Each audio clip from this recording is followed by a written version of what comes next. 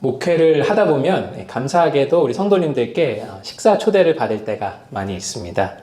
근데 성도님들 댁을 이렇게 방문하면요, 집이 열이면 열 다 깨끗해요. 엄청 치우신 것이죠. 그래서 저는 와, 원래 이렇게 깨끗하게 해놓고 사세요? 라고 질문을 하진 않습니다. 분명 너무 수고하셨을 거예요. 음식 준비만으로도 너무 힘드신데 손님 온다고 아침부터 열심히 치우셨을 겁니다. 부부 혹은 가족 사이에 네가 치우니 내가 치우니 하면서 싸움이 났었을 가능성도 농후합니다. 저희 집도 늘 그랬습니다. 예배당이 생기기 전에는 주중 모임이며 각종 모임을 저희 집에서 했었으니까요. 모임이 있는 날은 전쟁이었습니다.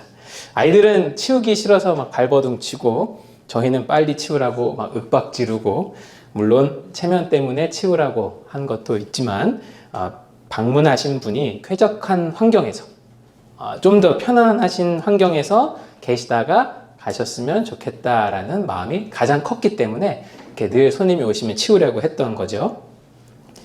그렇습니다. 누군가를 환대한다는 것, 반갑게 맞이한다는 것, 정성껏 대접한다는 것, 이건 분명 에너지가 많이 들어가는 일입니다. 반가운 손님일지라도 가시고 나면 체력적으로 힘들죠. 물론 즐거움은 그에 비할 수가 없을 테지만요. 그런데 만약에 우리 집을 방문하는 사람을 내가 고를 수 없다면 어떻게 될까요? 우리 집을 찾아오는 사람을 내가 고를 수 없는 거예요. 내가 고를 수 없지만 누구든 올 수 있고 언제든 올 수 있어요. 내가 고를 수 없어요. 그리고 결코 거부할 수 없는 겁니다. 상점이나 에어비앤비 아니에요. 내가 돈을 받는 것도 아닙니다. 나에게 오는 사람을 내가 고를 수 없다. 나에게 오는 사람을 내가 고를 수 없다. 이건요, 굉장히 취약한 상태입니다. 취약한 상태. 아무 때나 오는 건 둘째 치더라도, 밤에 오거나 새벽에 오거나 밥 먹을 때 오거나 아무 때나 오는 건 둘째 치더라도 이 세상엔 나쁜 사람들도 많죠. 누가 올 줄 알고. 이건 안전에도 문제가 있는 겁니다. 오는 누구든 받아들인다라는 사실은요, 그리고 거부할 수 없다는 사실은요, 이런 상태는 굉장히 취약한 상태입니다. 대체 얼마나 살 수 있을까요? 이렇게 얼마나 더 살 수 있을까요? 하지만 이런 취약함으로도 2000년을 내려온 조직이 있습니다. 바로 교회죠. 교회는 오는 사람을 고르지 못합니다. 누가 올 줄 몰라요. 그런 면에서 무척 취약합니다. 근데 심지어 하나님은요, 교회에게 이렇게 말씀하십니다. 야, 단순히 너네가 오는 사람 안 고르고 안 막는 정도가 아니라 오는 모든 사람을 환대해라. 환대해라. 그렇습니다. 성경이 교회에게 바라는 방식은 취약할 뿐만 아니라 레디컬해요. 아주 급진적이죠. 성경은 오는 자를 막지 말라 정도가 아니라 오는 모든 자를 다 환대하라라고 말해요. 줄인 자에게 양식을 나눠주고 유리하는 빈민을 집에 들이며 헐벗은 자를 보면 입히라라고 성경은 말합니다. 심지어 장로의 자격을 말할 때 나그네를 잘 대접하는 자라는 그런 기준도 있어요. 하지만 오는 사람을 고르지 못하면서 또 온 모든 사람들을 다 환대한다는 것은 여간 어려운 일이 아닙니다. 그래서 교회는 보통 이거 너무 어렵기 때문에 이런 불순종을 하기 쉬워요. 어떤 불순종이냐면 1번, 애초에 오는 사람을 고르거나, 그러니까 우리와 어울릴 만한 사람만 받는 거죠. 우리가 받아줄 수 있는 사람만 받는 거죠. 두 번째는 오는 모든 사람을 받되 골라서 환대하는 겁니다. 그 중에 내가 친할 수 있는 사람만 환대하거나 그냥 괜찮을 것 같은 사람만 환대하기. 오늘 본문에서 바울은요, 갇혀 있는 상태입니다. 바울은 지금 재판을 받으러 로마에 와 있는 상태인데요. 하지만 아직 재판을 받기 전이에요. 재판을 기다리는 중이고 형이 확정된 것이 아니기에 그에게는 약간의 자비가 주어져 있습니다. 그 자비는 뭐냐면 바로 감옥이 아니라 집 안에 갇혀 있는 것입니다. 다시 말해 바울의 현재 상태는 소위 가택연금 상태예요. 바울은 자기 돈으로 집을 구해서요. 그 집 안에 지금 갇혀 있는데 군인이 돌아가면서 이 바울을 지키고 있습니다. 로마 황제의 재판을 받을 때까지 바울은 계속 그 상태를 유지하게 될 거예요. 집에서 갇혀 있는 상태. 감옥이 아닌 집에 갇혀 있을 뿐 자유의 몸이 아닌 것은 마찬가지였습니다. 바울은 마음대로 집 밖으로 나갈 수가 없었고요. 마음대로 밖에서 누군가를 만날 수도 없었습니다.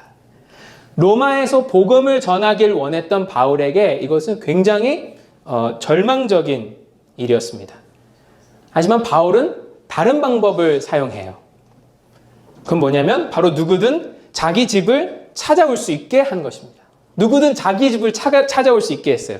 그리고 그 집에 오는 누구든 환대하고요. 고르지 않고요. 환대하고요. 그를 찾아온 모두에게 하나님 나라와 예수 그리스도에 대해서 담대하게 전했습니다. 오늘 본문에 의하면 황제의 재판을 받기까지 2년 동안을 그렇게 해요. 30절에 이렇게 기록되어 있습니다. 바울이 온 이태를 자기 셋집에 머물면서 자기에게 오는 사람을 다 영접하고 이렇게 나와 있어요. 여기서 영접하다라는 말이 영어로 보면 welcome이라고 되어 있을 겁니다. 환영하다, 환대하다 이런 말이에요. 정성껏 대접하다 뭐 이런 뜻입니다. 그런데 그냥 그랬겠지. 그냥 환대했겠지. 바울이니까 그럴 수 있었겠지라고 지나가기 쉽지만 바울의 이 상태는요 굉장히 취약한 상태예요. 사도행전 21장 이후를 읽어보면 아시겠지만 바울은 가는 곳마다 바울을 죽이려는 사람들이 나타납니다. 왜냐하면 바울은 가는 곳마다 예수 그리스도가 구약에서부터 기다려온 메시아다라고 이야기했기 때문입니다. 가는 곳마다 예수께서 우리의 그리스도시다. 다시 말해 메시아다라고 이야기했기 때문입니다. 하지만 유대인들은요. 나무에 달려 죽은 이가 결코 자신들의 메시아일 수 없다라고 말했어요. 그들은 이렇게 생각했습니다. 아니야. 우리들의 메시아는 더 강한 분일 거야. 그는 오셔서 로마로부터 로마의 압제로부터 우리를 구원해 주실 거야 라고 이야기했습니다. 그런 의미에서 이미 죽은 예수를 그리스도다, 메시아다라고 말하는 바울은 유대인들 눈에는 이단 중에 이단이었어요. 그래서 종교적 열심을 가진 이들 중에는요, 바울을 죽일 때까지 먹지도 마시지도 않겠다라고 결단한 사람들도 있었습니다. 그들은 따라다니면서 바울을 위협했고 바울을 죽이려고 했어요. 심지어 바울은 로마에서도 위험했습니다. 그가 로마에 도착하자마자 한 일이 뭐였냐면 일단 유대인 중 높은 사람들을 모았어요. 그리고 20절과 같이 말하죠. 예수가 이스라엘의 소망이다 이렇게 말해요.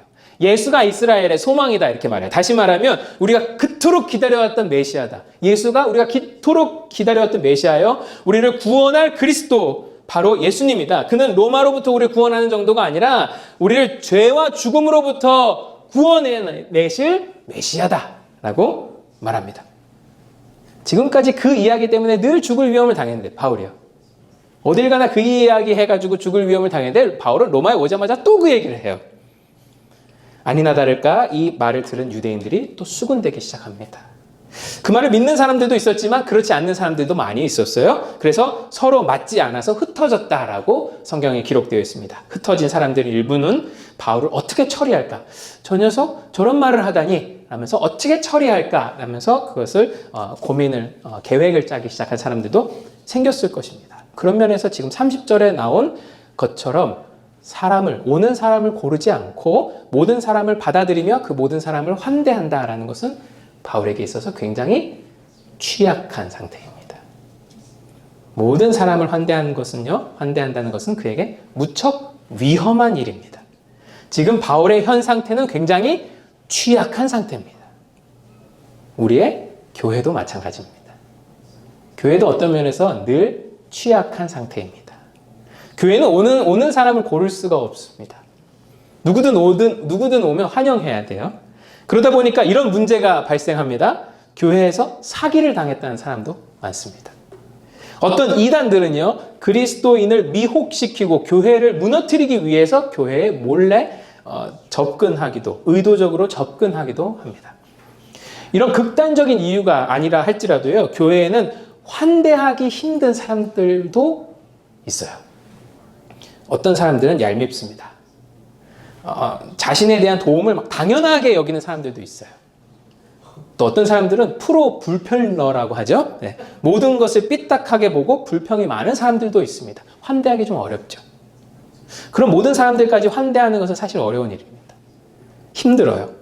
그래서 아까도 말씀드렸지만 교회는 두 가지 불순종을 짓기 쉽다라고 했습니다. 하나는 오는 사람을 고르거나 다른 하나는 오는 사람을 모두 받되 그중에 골라서 환대하거나. 과정은 달라도 결과는 똑같습니다.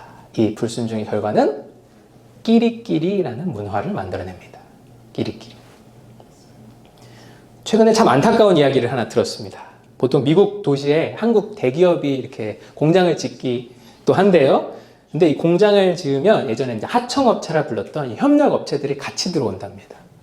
예를 들어서 이제 현대자동차가 어느 도시에 들어오면요, 뭐 에어컨, 유리창, 뭐 이런 기타 부품들, 이런 회사들이 같이 들어오고 또 그 일을 하는 사람들이 또 같이 들어오는 거죠. 그런데 그 도시에도 교회가 있지 않습니까?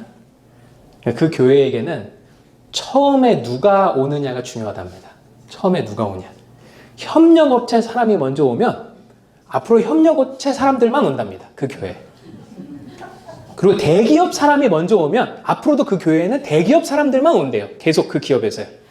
다시 말해 협력업체 사람들이 가득한 곳에 대기업 사람이 가려고 하지 않고요. 이 대기업 사람들이 가득한 곳에 협력업체 직원들이 가려고 하지 않는다는 거죠. 그래서요, 공장이 생기면요, 교회들이 대기업 사람이 먼저 오길 기도한대요. 아니, 대놓고 기도하지 않지만 먼저 왔으면 좋겠다 이렇게 생각한다는 거죠. 참 안타까운 이야기 아닙니까? 저는 이 모든 것이 다 교회의 방어기제, 디펜스 메커니즘이라고 생각합니다. 방어기제란 스스로를 보호하기 위해서 자동적으로 취하는 행동을 말합니다. 나를 보호하기 위해서. 그러지 않으면 내가 죽을 것 같기 때문에 나를 보호하기 위해서 자동적으로 취하는 행동이에요. 마트에 갔는데, 예를 들어서 마트에 갔는데 저 앞에 여러분이 마주치기 싫은 사람이 있습니다. 그럼 여러분 어떻게 하시죠? 피하죠? 숨으시죠? 네, 그걸 바로 방어기제라고 합니다. 만나면 싫으니까, 내가 죽을 것 같으니까 피하는 거죠. 여러분 마트에서 저 보시면 피하시는 거 아니죠? 희한하게 마트를 가도 성도님들을 제가 만난 적이 별로 없어요. 네. 네. 아무튼 교회는 오는 사람을 고를 수가 없어요.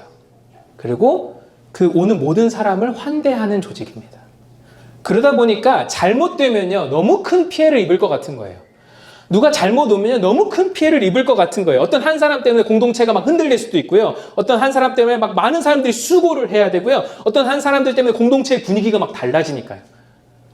이런 조직이니까 무서운 거예요. 그랬다 보니까 교회들이요, 자기를 보호하기 위해 자동적으로 하는 행동, 이 방어기제가 이런 행동입니다. 바로 오는 사람을 고르거나 아니면 다 받되 그 중에서 골라서 환대하거나, 결과적으로 끼리끼리. 이게 교회의 방어기제입니다. 이게 교회가 이게 너무 이 오는 사람 모두 다 받고 모든 사람들을 다 환대한다는 것이 위험하고 취약하다는 사실을 알기 때문에 그러지 않으려고 자기가 살려고 하는 행동이 바로 끼리끼리예요. 그게 그들을 보호하는 방법입니다. 근데 교회는 그게 우리를 보호하는 방법이라고 생각했는데 오늘 말씀은 무엇을 말하고 있습니까? 무엇을 약속하고 있죠? 너희 오는 사람 안 고르고 모두를 환대해도 안 죽어. 잘 살아. 지금 말씀은 그 얘기를 하고 있습니다. 바울은요 무척 취약한 상태였어요.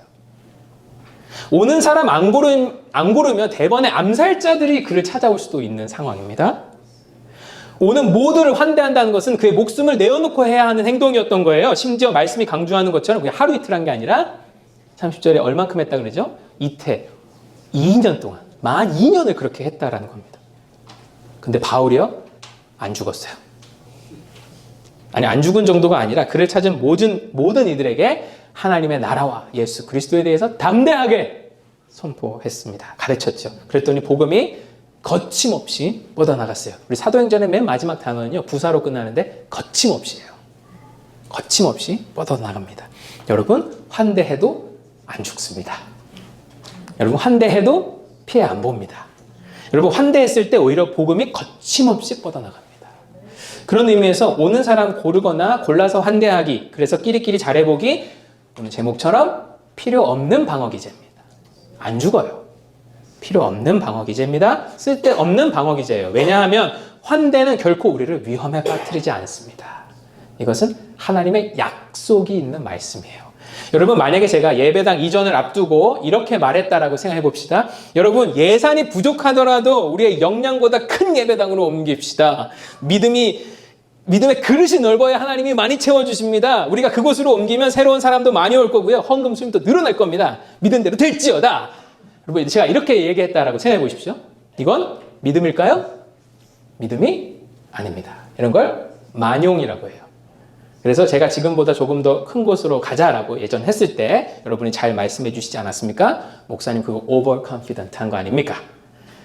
만약 그러지 않고 그때 우리 목사님 믿음이 좋아 그래 가자 이렇게 했다면 우리는요 지금 망했을 수도 있어요. 근데 만약에 제가 이런 말을 한다고 가정해 보겠습니다. 여러분, 조금 위험하게 느껴지더라도 오는 모든 사람들을 환대해 봅시다. 오는 사람을 고를 수 없다는 것이 우리를 취약하게 만들더라도 오는 모든 이들을 환대해 봅시다. 어떤 사람은 사랑하기 조금 더 힘들고 어떤 사람은 조금 더 함께 하는데 조금 더 귀찮더라도 우리 마음껏 환대해 봅시다. 그러면 하나님이 우리를 통하여 복음이 거침없이 전진할 것입니다. 만약에 제가 이 이야기를 했다면요, 이건 만용이 아닙니다. 믿음이죠.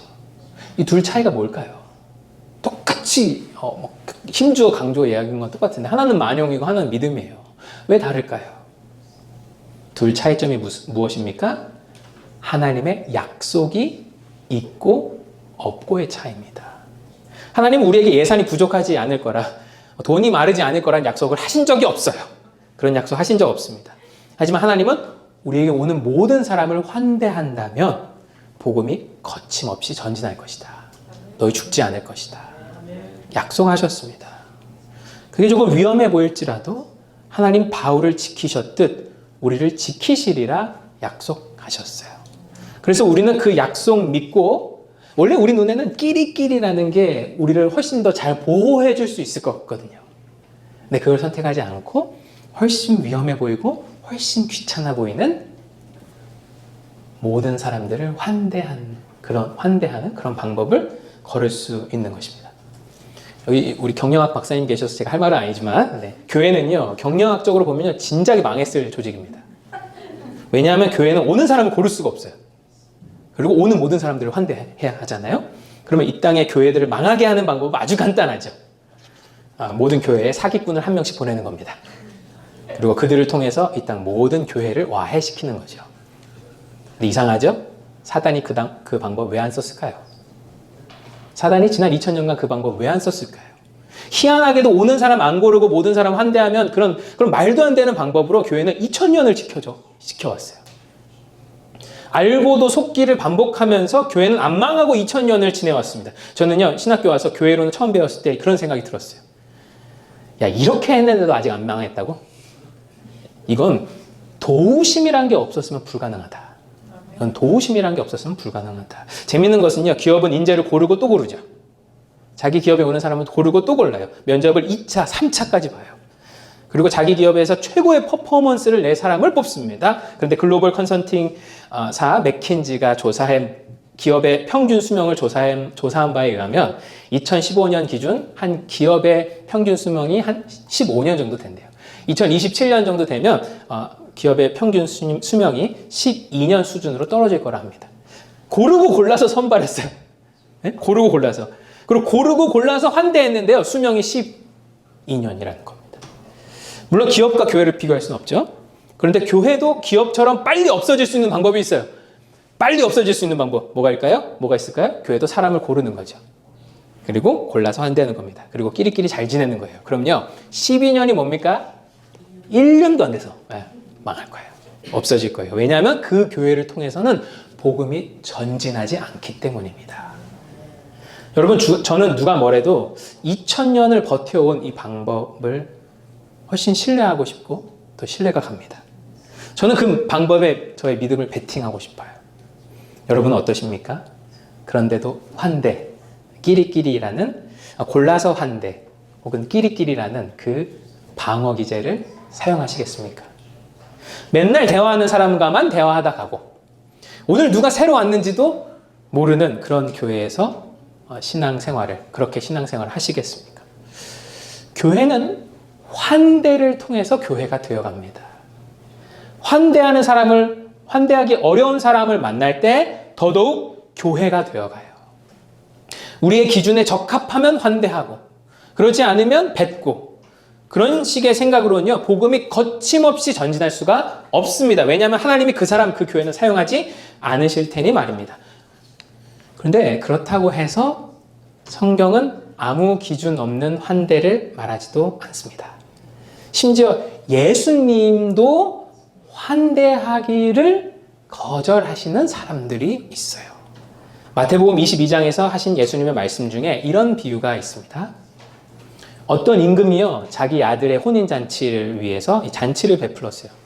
자기 아들의 혼인잔치를 베풀었습니다. 어떤 임금이. 근데 그 잔치에 청함을 받은 사람들이 그 손님들이 다 오기 싫어했어요. 그 잔치에. 그리고 그 손님들을 부르러 간 종들을 죽였습니다. 그 손님들이. 화가 난 임금은 그 청함 받은 사람들을 진멸하고 종들을 시켜요. 그래서 길에 나가서 그 사람들 대신에 악한 자나 선한 자나 다 데려와라. 구분하지 말고 다 데려와. 그 잔치에 다 데려오라고 말했습니다. 그랬더니 혼인잔치에 손님이 가득 찼죠. 이 잔치는 올 사람을 고르지 않았어요. 그리고 나서 임금이 손님들을 보러 그 잔치에 참여했는데 거기서 예복을 입고 있지 않은 한 사람을 발견했습니다. 예복. 아주 잔치에서 입는 아주 좋은 드레스 같은 좋은 옷을 입고 있지 않은 사람을 발견했어요. 그러자 임금이 묻죠. 친구여, 어찌하여 예복을 입지 않고 있느냐? 어찌하여 예복을 입지 않고 여기에 들어왔느냐? 이렇게 물어요. 우리는 이 이야기를 보면요 조금 의아하게 생각이 될 수가 있습니다. 아니 종들이 길 가던 사람 불러오잖아요. 그래서 왔더니 선한 자나 악한 자나 고르지 않고 데려온 거 아닙니까? 그래서 왔더니 이제 와서 또 예복을 안 입었다 뭐라 그래요. 역시 교회는 좋은 옷 입고 가야 되나 뭐 이런 생각이 드는 본문입니다. 그래서 우리는 이 이야기의 배경을 좀 잘 알 필요가 있어요. 당시에는요 임금이나 큰 부자들이 실제로 이런 잔치를 베풀었습니다. 근데 대부분의 사람들이 예복을 가지고 있지 않았어요. 당시의 옷은요 집 다음으로 비싼 재산이었어요. 오늘날로 말하면 차 같은 거죠. 근데 예복이라는 건 되게 좋은 옷이잖아요. 우리 모두가 다 되게 좋은 차를 갖고 있지 않잖아요. 그런 것처럼 많은 사람들이 당시 예복이란 게 없었어요. 그래서 임금이나 큰 부자들이 잔치를 베풀 때는 어떻게 했냐면요 문 앞에 예복을 쌓아뒀어요. 부자나 임금들이 예복을 가지고 있는 그 예복을 쌓아놨어요. 그리고 잔치집에 들어오는 사람들에게 그 예복을 나눠주고 입고 들어가라고 이야기했습니다. 입고 들어가라고. 근데 임금이 왔는데 예복을 안 입고 있는 애가 하나 있는 거예요. 다시 말해서 이것은 그런 의미입니다. 나는 지금 입고 있는 옷으로도 괜찮아. 야, 나는 이 예복 필요 없어. 나는 지금으로도 괜찮아. 이 정도면 예복이나 다름없지. 하지만 임금의 반응은 무엇이었습니까? 그를 쫓아내죠. 마찬가지입니다. 교회에서도요, 어떤 사람들은 예수님을 별로 필요로 하지 않아요. 나 이대로도 괜찮지. 회개 뭐 필요해? 내가 뭐 죽을 죄를 졌나? 남들 다 하는 건데. 남들에 비하면 나는 잘 살고 있는 거야. 교회 왜 다니냐고? 교회 꼭 예수님 믿어야 다니나?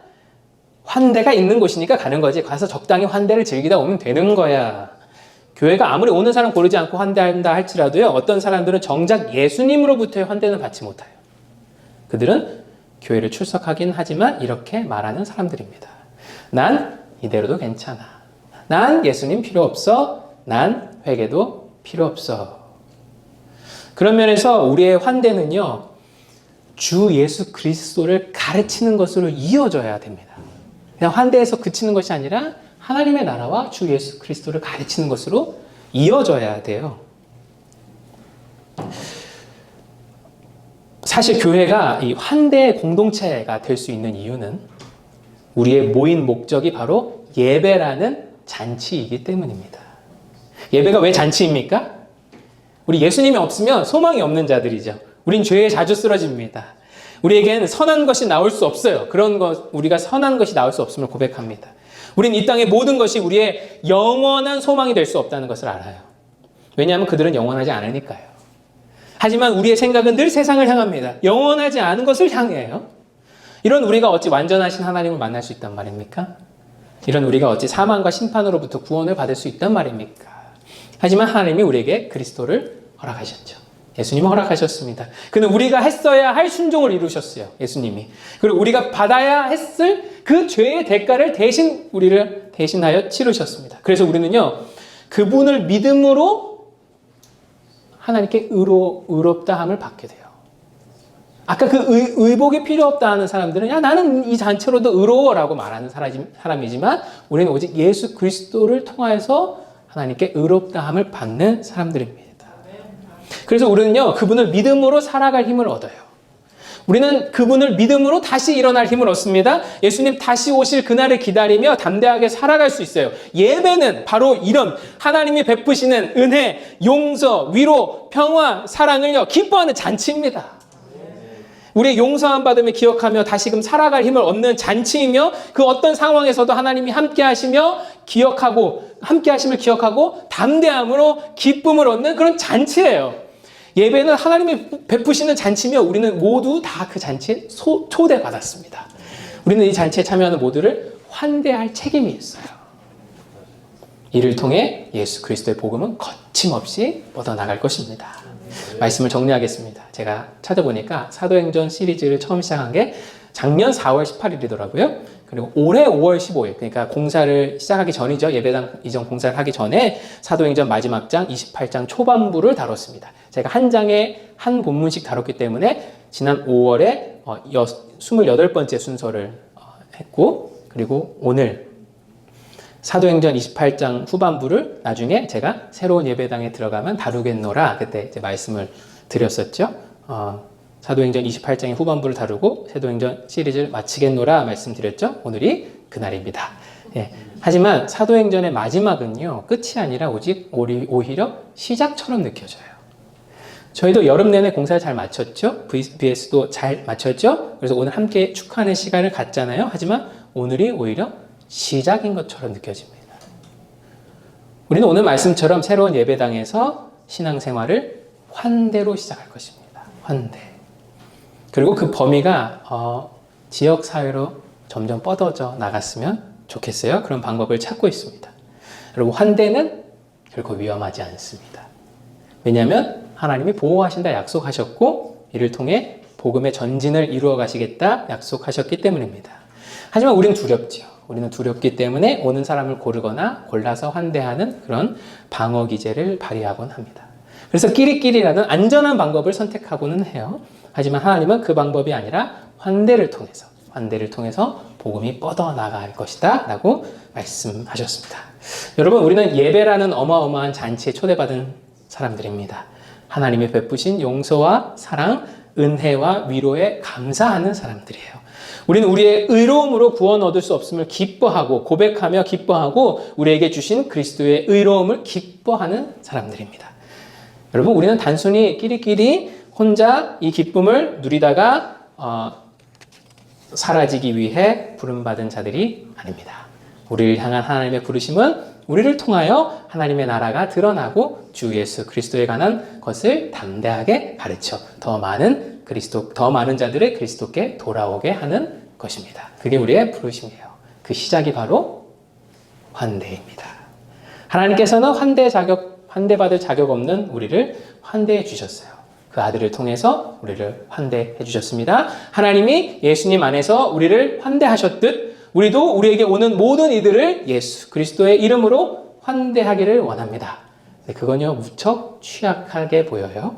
오는 자들을 고를 수 없고 오는 모든 자들을 환대한다는 것은 굉장히 취약한 상태를 의미합니다. 하지만 그것은 결코 취약하지 않습니다. 하나님이 보호하신다 약속하셨습니다.